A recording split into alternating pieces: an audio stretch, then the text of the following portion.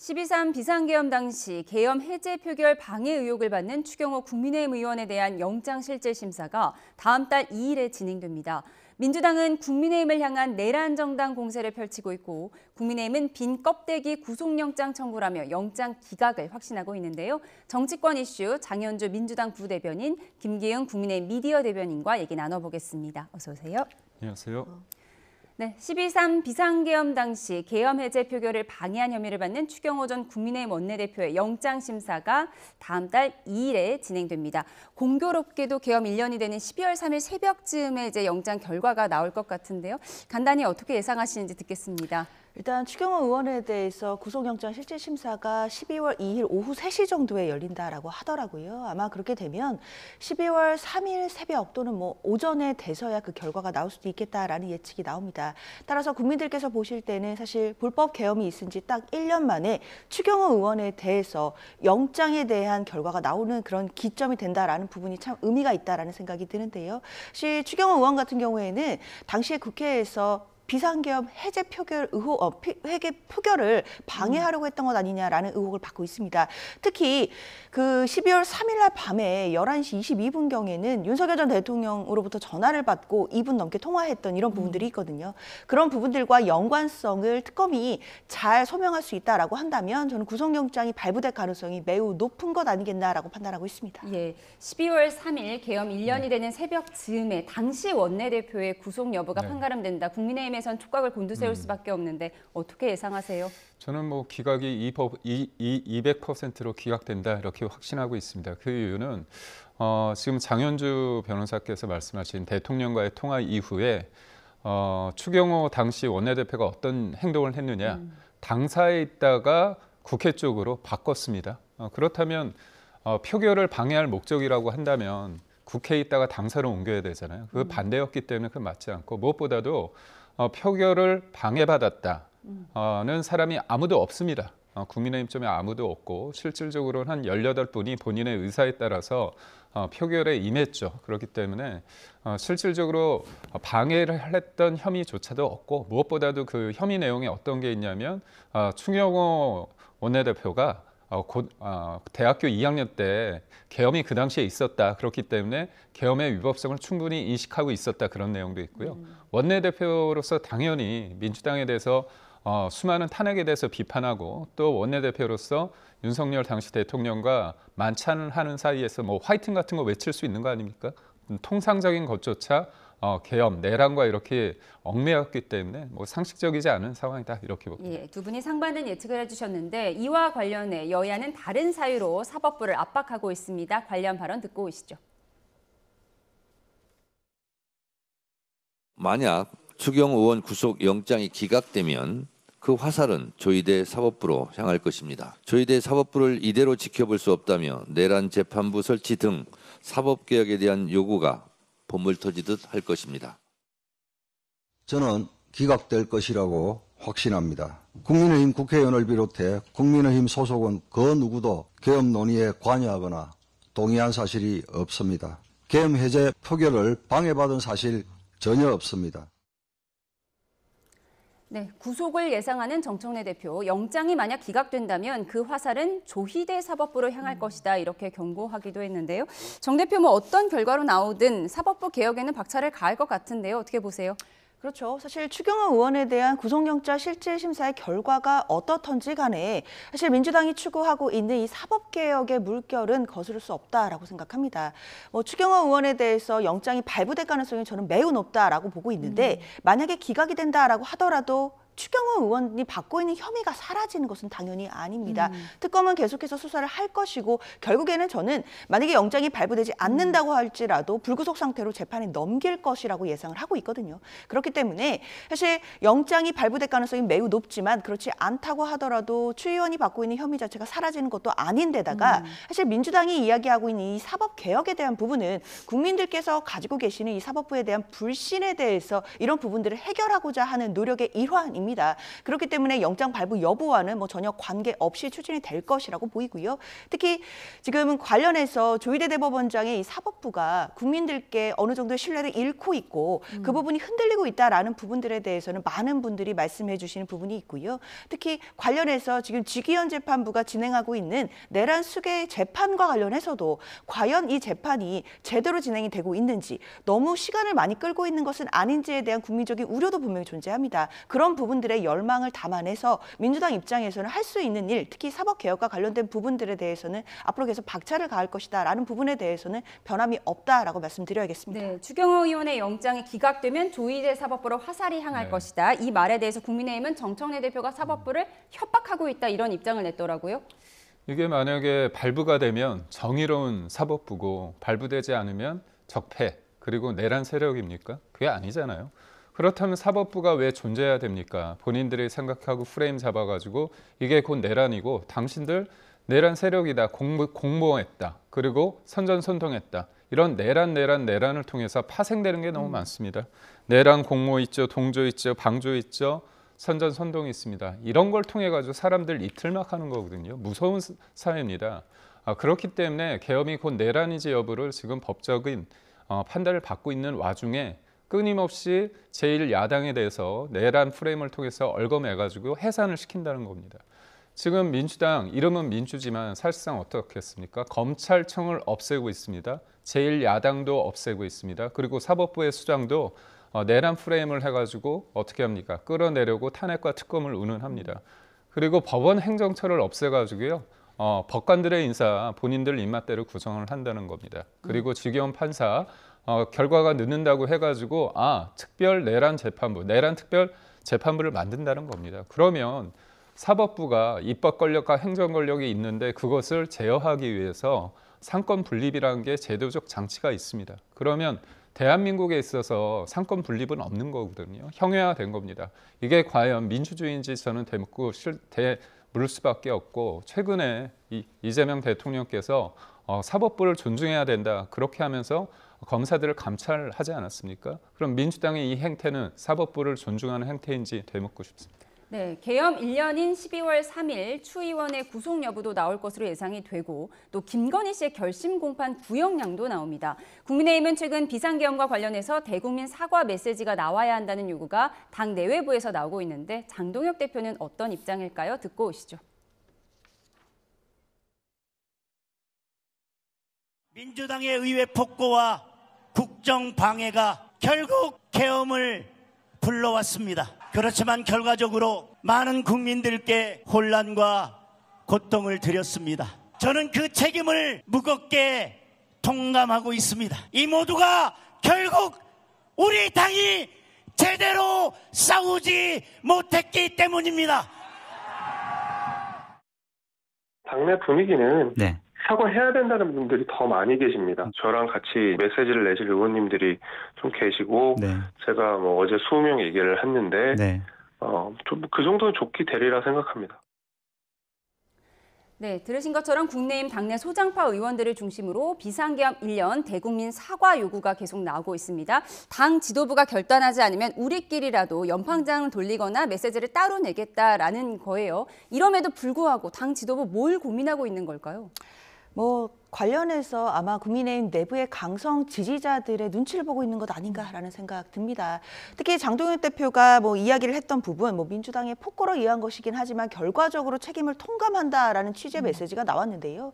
과연 국민들께서 이 메시지를 들으면서 이게 사과인지 아닌지 굉장히 헷갈리실 것 같습니다. 사실 이런 식의 사과다라고 한다면 안 하는 이만 못할 사과 아닌가라는 생각이 드는데요. 사과라는 것은 전제나 조건이 없이 본인의 책임을 통감하고 사과를 받는 분이 진정성을 느낄 때까지 하는 것이 사과라고 저는 생각합니다. 그런데 이것은 마치 민주당이 폭거 때문이었다라고 한다면 책임을 미루는 듯한 그런 느낌이 들고, 뿐만 아니라 제대로 싸우지 못했기 때문이다라는 말에서는 사실상 계엄에 대해서, 이 불법 계엄에 대해서 진정성 있는 사과가 아니라 결국에는 이제 강성 지지자들을 결집해서 관련된 어떤 여당과의 투쟁을 해보겠다, 저는 이런 어떤 의지가 읽히는 대목들이 있거든요. 이렇다고 한다면 들으시는 국민들께서 정말 국민의힘이 진정성 있게 사과하고 반성하고 새롭게 나아가려고 하는구나라고 생각하실 분은 저는 거의 없을 거라고 생각합니다. 이런 메시지 말고 국민의힘 내부에서도 사과를 해야 된다라는 목소리가 나오는 것은 정말 국민들이 느끼시기에 진정성 있는 사과가 있어야 될 것이고요. 저는 메시지뿐만 아니라 행동도 따라와야 된다고 생각합니다.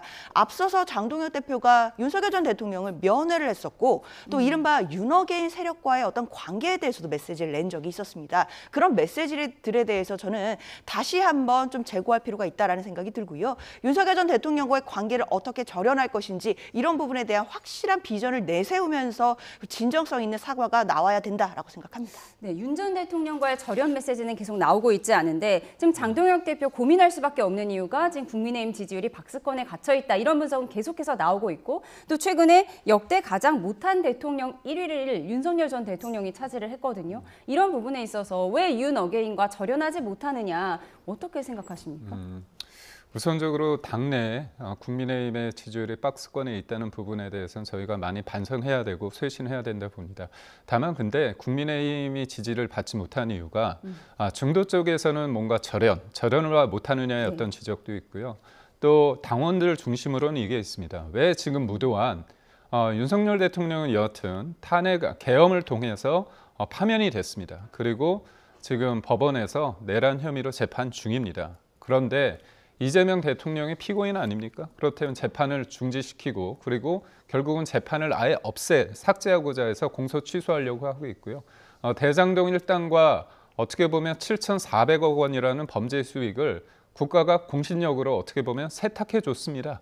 그렇다면 이런 상황이 왜 그럴까 보면 이재명 대통령과의 관계 속에서 공동 피의자이기 때문에 그런 부분이 있고 또 최근에 이화영 전 부지사 관련해가지고 그 관련된 검사들 관련해서 기피 신청을 하니까 그거를 감찰한다고 하는데 그 사건도 이재명 대통령과 관련이 있지 않습니까? 그렇다면 대통령이 국민과 민생을 위해서 권한을 쓰는 게 아니라 본인의 사법 리스크를 없애기 위해서 이렇게 사법을 어떻게 권한을 쓴다고 하면 그게 바로 국정농단입니다. 그러면 이런 상황 속에서 더 치열하게 싸워야 되는데 왜 제대로 못 싸우느냐에 대한 어떻게 보면 실망감도 있습니다. 그래서 저희가 참 어려운 게 한쪽에서는 더 강하게 싸워라. 한쪽에서는 그러지 말고 좀 중도적으로 가라는 거기 때문에 리더는 뭡니까? 그런 여러 가지 다양한 목소리에 대해서 결국은 어떤 시점에 본인이 얘기를 할 거고요. 그거에 대한 책임을 온전히 받는 게 저는 리더라고 보는데 저는 이렇습니다. 지금의 상황이 민주당이 사법부에 대한 어떤 사법의 영역을 냅두고 윤석열 전 대통령에 대한 재판에 대해서 놔두면 되는데 끊임없이 관여를 하잖아요. 압박을 하잖아요. 그렇다면 이 부분에 대해서는 우리는 싸워야 되는 게 맞는 거죠. 그래서 특히나 추경호 전 원내대표 관련해서 12월 3일 날 그 기각이 되느냐 발부되느냐에 따라서 지금 국민의힘을 위헌정당으로 해산시키고자 하는 흐름 속에 있기 때문에 모든 일을 판단할 때는 정무적이고 시점이 또 중요한 게 아닌가 그런 생각을 해봅니다. 윤 전 대통령과의 절연도 중요하지만 지금은 여당과 싸우는 것이 더 중요하다. 그쪽에 무게를 더 둘 수 있다. 이런 분석. 지금의 정부가 잘 하고 있다면 괜찮은데 무엇보다도 헌법을 유린하고 법치를 지금 파괴하는 부분이 있기 때문에 그 부분에 대해서는 당연히 싸워야 되는 게 아닌가 싶습니다. 예. 네, 특검 이야기 좀 해보겠습니다. 한편 윤석열 전 대통령과 관련된 3대 특검 가운데 최상병 특검이 어제 제일 먼저 수사를 종료했습니다. 최종 수사 결과를 발표하면서 윤 전 대통령 포함해서 33명 기소했는데요. 최상병 특검의 수사 결과 발표 어떻게 보셨어요? 말씀 주신 것처럼 윤석열 전 대통령이 사실상 최고 정점으로 지목이 됐고 관련자들 총 33명이 재판에 넘겨진 부분은 특검의 성과라고 볼 수 있을 것 같습니다. 특히나 그동안 VIP 경로설 이렇게 시작을 해서 사실상 수사 외압까지 이어지는 부분에 있어서 결국에는 이 모든 것이 윤석열 전 대통령 로부터 시작됐다라고 특검이 결론낸 부분도 저는 실체적인 진실에 다가간 특검의 성과다라고 평가하고 싶은데요. 특히 이제 앞으로는 재판에 넘어갔기 때문에 또 치밀한 입증과 또 공소 유지에 최선을 다해서 관련된 진상을 제대로 드러내고 또 책임 있는 자들에게 엄중한 책임을 묻는 것까지 앞으로 또 과정이 남아있다라는 생각은 듭니다. 그렇지만 일단 특검으로서는 관련된 부분에 있어서 관련자들에 대한 수사도 열심히 했고 압수수색이라든지 강제 수사들까지도 여러 가지 분야에서 대해서 뭐 철저하게 해 나가기 때문에 어느 정도의 성과는 있었던 것 아닌가라는 생각이 들고 이른바 VIP 경로설이 그동안 이게 있었는지 아닌지에 대해서도 진실 공방이 있었던 부분들이 있거든요. 그런데 이런 부분은 특검에서 어느 정도 이 정황들을 밝혀낸 것 아닌가라는 생각이 들고 이 부분도 이제 재판을 통해서 앞으로도 치밀한 입증이 있어야겠다라는 생각 듭니다. 네, 국민의힘에서는 VIP 경로는 했는데 VIP가 왜 경로했는지는 밝히지 못했다. 이 부분에 중점을 두는 것 같더라고요. 제가 한마디로 말씀드리자면 국익에 심대한 타격을 줬다. 제 이 말이 왜 그러냐면 이재명 대통령이 처음 트럼프 대통령을 만났을 때 숙청과 혁명 그런 얘기를 했고요. 교회를 거칠게 급습한다 그런 얘기까지 했습니다. 그게 왜 그러냐? 해병대 특검이 김장한 목사 그리고 또 이용훈 목사님 관련해 가지고 압수수색을 했습니다. 이분들이 참고인 신분이거든요. 근데 이분들을 참고인 신분인데도 불구하고 압수수색까지 한 이유가 뭐냐? 구명 로비 의혹을 밝히기 위해서입니다. 그런데 구명 로비 의혹 관련해서 한 명도 기소되지 못했습니다. 이게 어떤 의미냐? 대통령이 경로를 했다. 그래서 수사에 외압을 가했다. 근데 대통령은 왜 경로했을까? 구명 로비가 있었다 이겁니다. 근데 구명 로비 관련해서 아무것도 지금 밝혀낸 게 없어요. 그 과정에서 종교 탄압의 논란만 있었습니다. 그리고 트럼프가 이거 관련해서 굉장히 문제를 삼았습니다. 왜? 이영훈 여의도 순복음 교회 목사님하고 김장한 국동방송 이사장 같은 경우는 트럼프하고 굉장히 관련이 깊습니다. 그래서 우리나라의 관세 협상에 있어서 저는 굉장히 안 좋은 영향을 줬다고 봅니다. 그렇다면 구명 로비에 대해서 밝혀낸 게 없고요. 그럼 수사 외압을 본다면 수사 외압 관련해 가지고 구속영장을 5명을 쳤는데 한 명도 구속되지 못했습니다. 이건 무슨 말이냐? 수사 외압에 대해서 본질적으로 규명을 못했다는 겁니다. 결국 VIP 경로만 관련했다는데 대통령이 화냈다. 그래서 뭡니까? 그게 더 중요한 겁니다. 그래서 대통령이 화를 내서 그다음에 수사 외압이 있었다는 걸 증명도 못했고 대통령이 왜 화를 냈는지 구명 로비에 대해서 밝힌 것도 없습니다. 그렇다면 국민 세금만 축내고 그리고 외교적으로 관세 협상에 있어서 지대한 악영향만 끼친 굉장히 잘못된 특검이다. 예, 최상병 특검의 성과와 한계, 여야 입장 들어봤습니다. 이어서 각 당 내부 상황을 좀 짚어보도록 하겠습니다. 장경태 의원이 이제 성추행 혐의로 피소가 된 상황에서 지금 정청래 대표가 진상조사를 지시한 상황인데요. 지금 민주당 내부에서는 어떻게 파악하고 있습니까? 말씀 주신 것처럼 지금 대표께서 직접 윤리감찰단에 지시를 했습니다. 그리고 이제 일단은 진상이 파악이 되어야지만 이 부분에 대한 또 대응이 가능하기 때문에 일단 당으로서는 엄중하게 상황을 보고 있는 것은 맞고 일단 진상이 파악되는 부분 이런 부분들을 좀 신중하게 보고 있다라고 말씀을 드려야 될 것 같습니다. 그러나 이제 박수현 수석 대변인이 말씀 주신 것처럼 뭐 사안을 가볍게 보고 있는 것은 당연히 아니고요. 관련해서 일단은 진상이 규명되어야 되고 특히나 지금 이제 피해 여성이 고발을 해놓은 상태이기 때문에 이 수사기관의 어떤 그 수사 과정 이런 부분도 조금 지켜봐야겠다라는 생각은 듭니다. 다만 지금 장경태 의원이 이 부분에 관련돼서 혐의에 대해 완강하게 부인하고 있는 상황이기 때문에 이런 부분들 특히 장경태 의원이 앞으로 어떤 해명을 내놓을지 또는 이제 수사 과정에서 수사에 대해서 어떻게 대응할지 이런 부분들도 좀 종합적으로 보면서 당에서는 판단을 해야 되는 것 아닌가라는 생각 듭니다. 예, 수사 결과를 좀 지켜봐야 할 텐데 장경태 의원의 경우에는 찐 정청래 계열로 불리는 상황에서 지금 국민의힘에서는 의원직 사퇴해라 이렇게 요구하고 있어요. 그러니까 정청래 대표가 가장 중요시하는 게 1인 1표, 당원 주권 시대를 열겠다는 겁니다. 그 관련해서 당원 주권 정당 특위위원장이 장경태 의원이고요. 또 서울시 위원장입니다. 그렇기 때문에 지방선거 관련해서도 여러 가지 정청래 대표의 의중이 좀 실릴 수밖에 없는데 굉장히 큰 리더십의 타격을 받았다고 볼 수밖에 없고 이게 성 관련한 사건 같은 경우는 영상이 없는 경우가 있고 그 굉장히 은밀한 공간에서 이루어지는 경우가 있는데 이번 같은 경우는 고소장에 보면 한거 불능의 상태에서 어떤 행위를 했고 다수의 사람들이 그거에 대해서 제지함에도 불구하고 했다는 게 있고요. 일부 언론에서 공개한 영상을 보면 굉장히 밀착된 상태에서 장경태 의원의 왼쪽 손이 여성의 신체 쪽으로 향하는 게 다 적나라하게 보였습니다. 장경태 의원은 동의 없이 촬영된 영상이라고 반발하더라고요. 그런데요. 이게 보면 범죄 행각이 있는데 그 범죄 행각을 제가 만약에 촬영을 했다. 그럼 제 잘못은 아니잖아요. 범죄자한테 제가 허락을 구하고 찍습니다. 찍어도 될까요? 이건 아니거든요. 그렇기 때문에 장경태 의원의 그 어떻게 보면 그 입장은 제가 볼 때 논리적이지도 않고요. 맞지도 않고 무엇보다도 이제 무고로 건개했다는 거 아닙니까? 그럼 제2차 가해라는 측면이 있고 저는 민주당이 이걸 심각하게 보고는 있는데 늘 윤리감찰단에 지시하다 보면 그냥 꼬리 자르기식이거든요. 제가 볼 때 다음 주 안에, 이번 주 안에 제가 볼 때 다음 주에 분명히 장경태 의원은 자진 탈당할 겁니다. 이런 식으로 꼬리 자르기를 할 텐데 그렇다고 해서 장경태 의원의 그 범죄가 없어지는 거 아니라고 봅니다. 네, 성추행 피소 사건 어떻게 될지 지켜보겠습니다. 그런가 하면 국민의힘에서는요, 당무감사위원회가 한동훈 전 대표 가족에 연루된 의혹이 있는 당원 게시판 문제를 다시 한번 들여다보겠다. 그리고 김종혁 전 최고위원의 징계 문제도 다시 살펴보겠다 이렇게 밝혔거든요. 조금 전에 민주당에서는 국민의힘의 집안 싸움이 처량할 지경이다 이런 입장을 냈더라고요.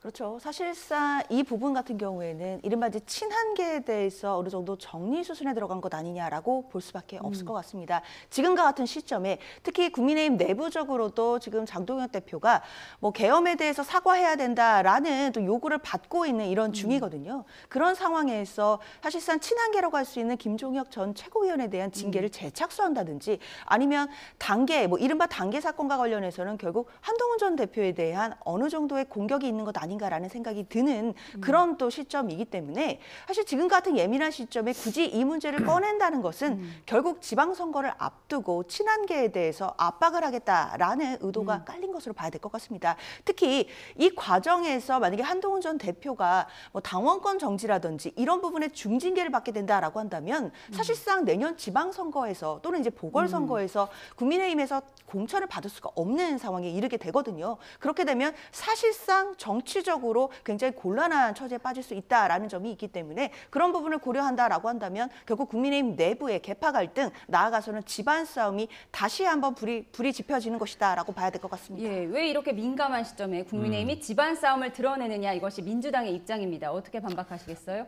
장동혁 대표가 전당대회 때 당원 게시판 관련해서 자기가 이 문제를 풀어보겠다 얘기를 했습니다. 지금 된 지 한 3개월 정도 되고 있는데요. 지방선거가 내년에 있습니다. 그러면 내년 초에 해도 굉장히 민감한 시기고 지금 해도 뭐 민감한 시기라서 당원들 중에는 왜 아직까지도 그 문제에 대해서 들여다보지 않느냐에 대한 불만이 있는 건 사실입니다. 그래서 시기적으로 봤을 때는 왜 지금인가? 네. 어떤 사람은 왜 지금에서야 하느냐? 이거에 대해 달라질 수 있다고 봅니다. 그리고 당원 게시판의 문제는 사실 굉장히 민감하지만 결국 그 당시에 집권 여당의 대표와 대통령과의 관계인데 그 당원 게시판에 왜 특정적으로 대통령과 대통령 그 배우자에 대한 그런 게 있고 그게 한동훈 전 대표와 관련이 있다는 의심이 있습니다. 그러면 저는 그게 계속 이런 의혹만 남는 게 아니라 가부가 뭔가 나오는 게 뭔가 진실이 나오는 게 도움이 되지 않을까 싶고요.